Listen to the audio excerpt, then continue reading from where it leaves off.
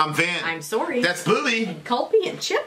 Is Booby even, like, seeable? Here you go, Booby. Yeah. And the big homie Jim Root. Oh yes. Perfect to bring him out for this reaction. Yeah, because Jim Root is a member of Slipknot, and it just so happens that we met Slipknot. We are doing a whole entire week called Darwin Week, in which we look at the evolution of metal's most iconic bands. Yes.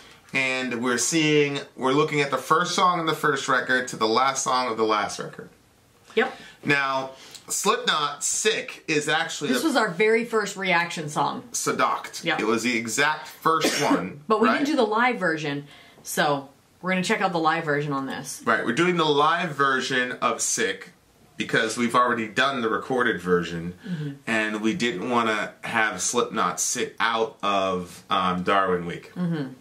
That's unfortunately what ended up with Metallica, because Metallica has Spit Out the Bones, and we did both songs, so we just couldn't make it happen. But we could make it happen for Slipknot. If you want to check out timely, topical, political commentary, you can hit us up at Middle America with Vin and Sori. Or My Story Life, you can see our family. Yeah, okay, so Slipknot, this is in the year 2000, this is 2000, right? So this is a live performance from the year 2000. Go. Go!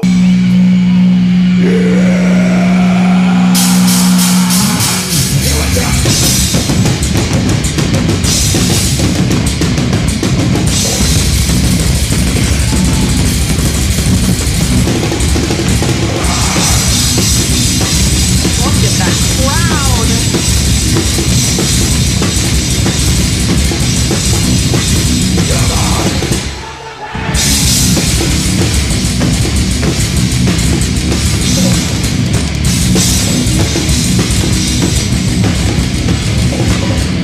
Get your fucking hands in the air!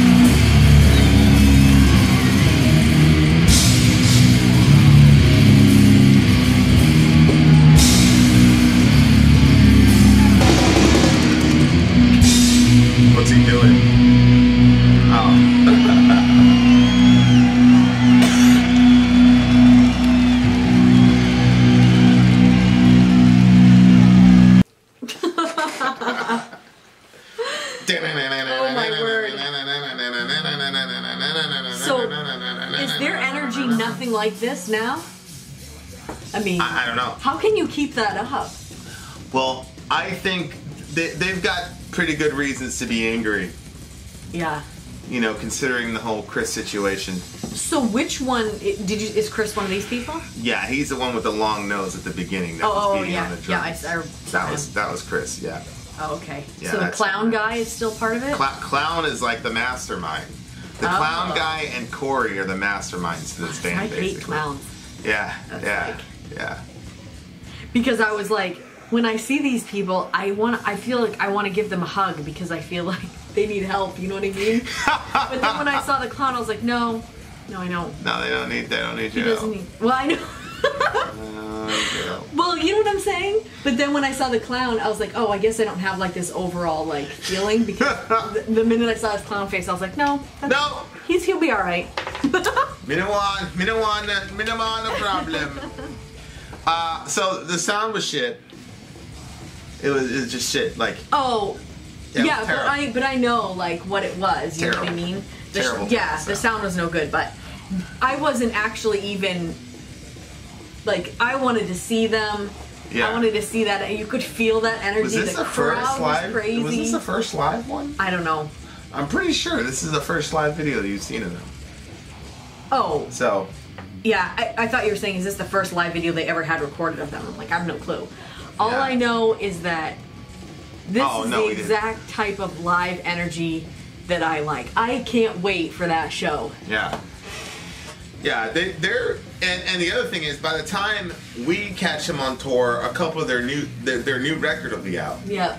So that means they're gonna have new material, so it's gonna be fresh to them. So because a couple of these songs they've played like thousands of times, but then there's gonna be other songs that they just I mean, you know, they're probably writing now, and there's probably gonna be some stuff about Chris in there. You know what I mean? So yeah, they're gonna be mad. They're gonna be mad, and I'm gonna be happy. I usually post up where Mick is playing. Which one's that? Mick. That's Mick right there. Which one was in this? He usually stands on the right side of the stage, and okay. The other dudes usually post up on the left side of the stage. So Head usually is on this side, and Monkey's on that side. So when we go to Korn, we're gonna be on the left side, but when we go to Slipknot, we're gonna be on the right. It's so funny that you have these like specifications. Oh yeah. Yeah, like when we go to see Cradle, we're gonna line up where Schoolcraft is and all that. Yeah. For sure. But yeah, what a freaking song, bro. This is the one that started. This is the one that started everything. That when I first heard this song, I was like, what? It's definitely yeah, and then you know. I can't remember who introduced you to Slipknot. It's actually my buddy Keith. He had the Wait and Bleed. Single.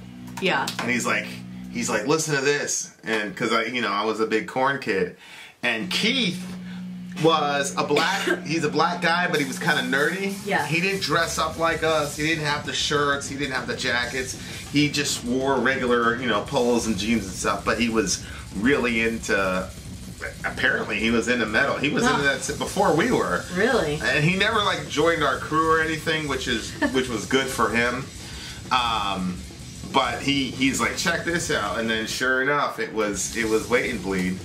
And then there was Me Inside on the other side of it, and I liked both songs. So when I first heard the record, this is the first one, I couldn't understand a word he was saying. Oh my gosh.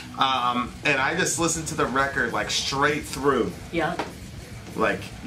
Straight through. And this isn't technically the first song either. The first song is 74261700000. Why did we do that? Does that not have? Because it's just a intro. Oh, okay. Yeah. Did you remember our friend that was debating today? I came up and I was like, oh, our friend, the debate that was going on. Yes. Yeah. Did you introduce her to Slipknot, or did she already know about Slipknot? She already knew about Slipknot. We were not hanging out. We weren't hanging out when Keith handed me that thing. So you both already knew about it? So she was already kind of like, she was always like the weird one and the dark person or whatever. So, but she was kind of like to herself. You see what I'm saying? Like she didn't hang out with anybody really. She didn't have like a crew. But so by the time me and her got together, she was a diehard maggot. You know, like calling herself a maggot. I'm like, you know, that's just a baby fly, or But yeah, so I didn't introduce her to Slipknot. She already knew about Slipknot by the time we were hanging out. I'm pretty sure. But yeah, I'll tell you, they are. Can you imagine knowing the words to this song? What the hell am I saying? I know about malevolent, show as hell decadent. I want somebody to step off walls, let me fall, fuck you all. Get a grip, don't let me slip, touch off the ball. Fuck the shit, I'm sick of it, going down. This is a war. Hearing that shit, I was like, yes. Yeah. Being like so angry, like full of rage, and then like you show up to a show and those words. That's the thing. Like if you know what the words are, even though the sound is crap, you're still gonna rock to it. And you're so excited that your favorite band is up there that even though the sound totally is see that. Even like after a week after we first saw them, because they were with Tattoo the Earth in 2000, which was this year. They were terrible, like as far as their sound goes. I mean, you heard it, but it's like our first video. Yeah, it didn't matter. Like we didn't care. And then like a week later, we're like, yeah, they didn't really sound very good live. We were both but the energy was good. Yeah, we don't. That was it. That's why you listen to this band. You know, it's like you don't really listen to the band for their technical prowess. That's for sure. Not at the beginning. But as these guys evolve, they got more and more technical. We'll talk.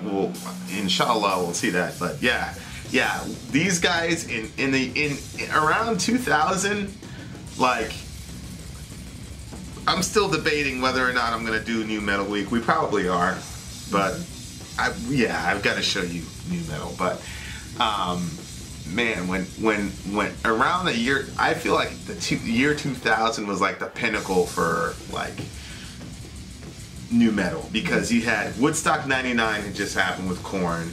Issues came out, Slipknot's record came out. I mean, it was just bang bang bang bang bang. It was like really, and when new metal bands were about like being just completely raw with your emotions. It was more about being emotional than it was about being technical.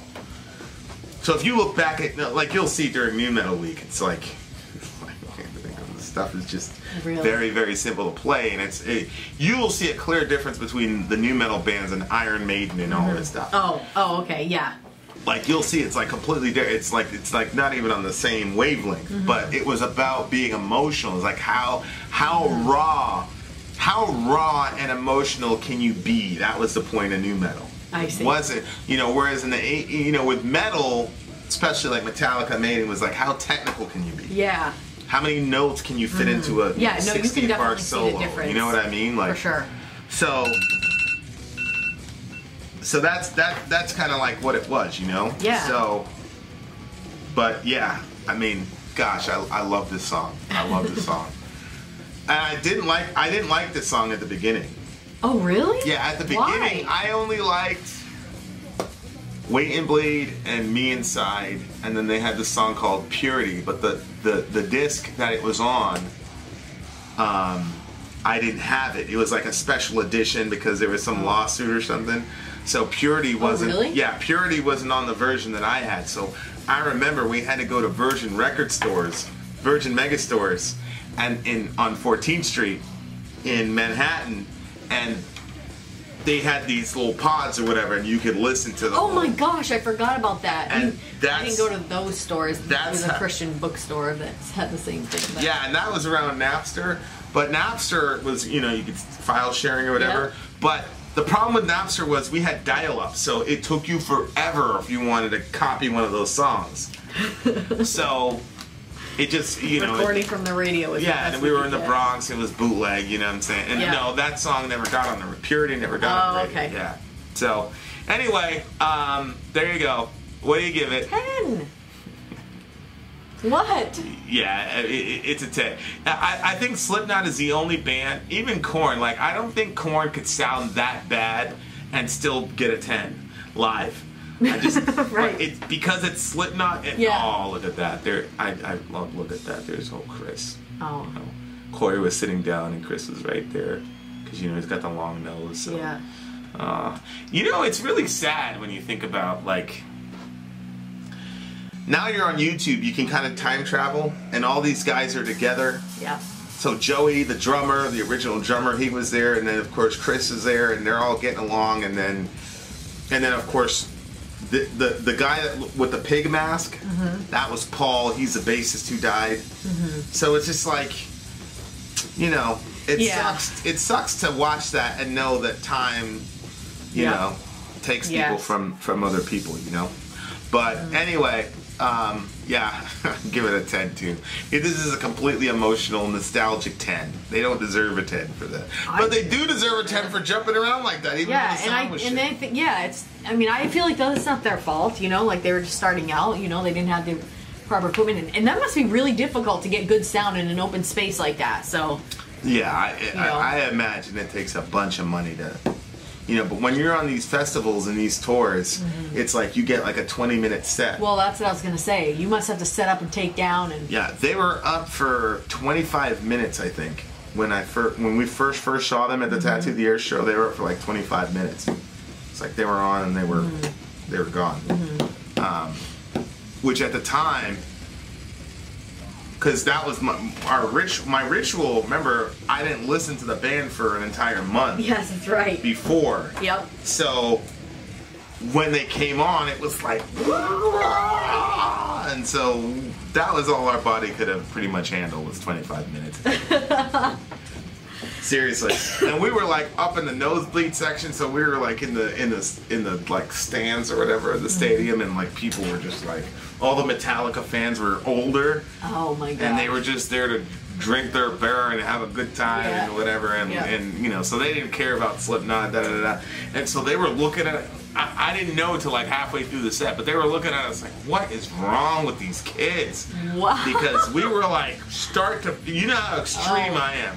Start to finish, we were just, it was just crazy stuff. Oh my gosh. And I was like, we probably don't look very, like, sane. You know what I mean? Like, we probably look pretty crazy. But you had fun. We had fun. Okay, well, there you are. Vin out. Sori out. Gone.